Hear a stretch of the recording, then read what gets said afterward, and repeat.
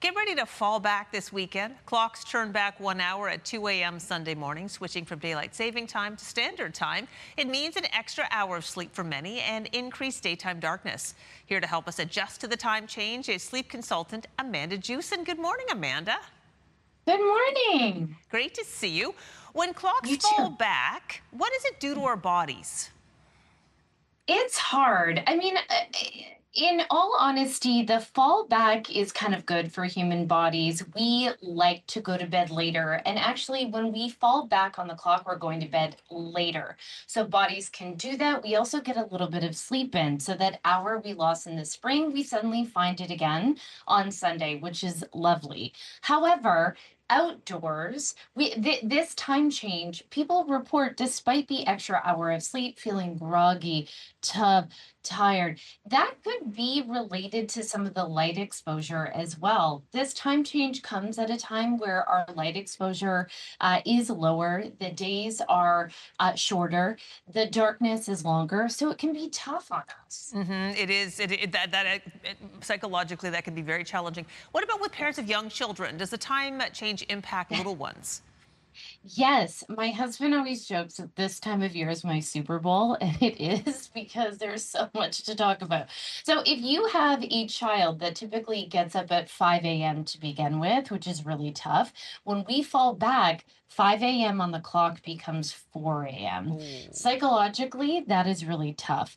So, folks may really want to start. Now you have a few days, start pushing bedtime a little bit later. So if your child is going to bed at, let's say, 7, we're going to start 7:15, 7:30 up until you get to time change. That will hopefully over a number of days push your mornings out as well. Okay, that's great. Let's talk about, I love that. Let's talk about more things we can do to help us adjust to the time change better.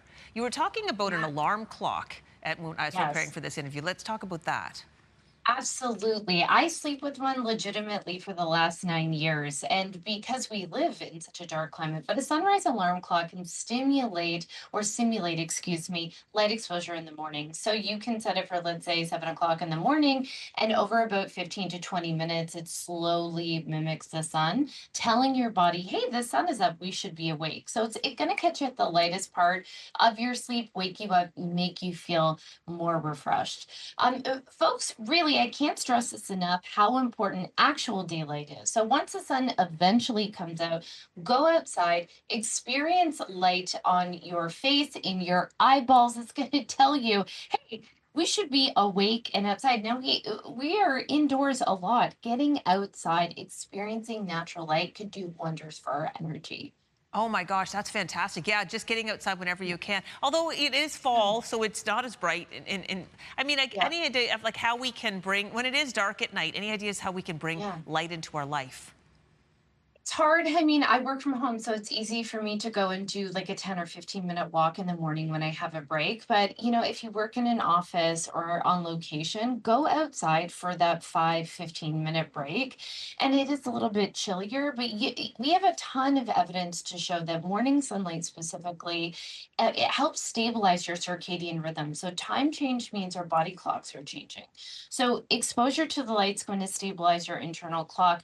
But number two, we have evidence to show it increases mood and increases energy. So going outside, I can't stress how important it is enough. And we need to tell Canadians this. You gotta go outside, even if it's cold outside. But going outside for that 5 or 15 minutes during your break, making it intentional, can make all the difference. I love it. I'm going to put that on my to-do list for sure. We're pretty much out of time, Amanda, but in general, Yeah. how long does it take for our circadian rhythms to adjust when we have a time change? This is really body dependent, but generally anywhere between 2 to 4 weeks. You could be feeling a little slow and sluggish. The best way to combat that is go to bed at the same time and wake up on the same time. Okay, and Amanda, Oh, the control, did sorry, I? a little technical glitch there, but the control meta Oh, question, and I'm pretty sure I yes. know the answer. If you were to watch a scary movie before bed, would you Yeah. recommend that?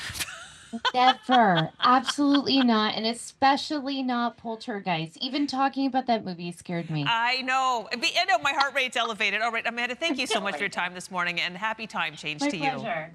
You too. Thank you. That was Amanda Jewson, sleep expert and consultant. Your Morning Atlantic will be right back after this break.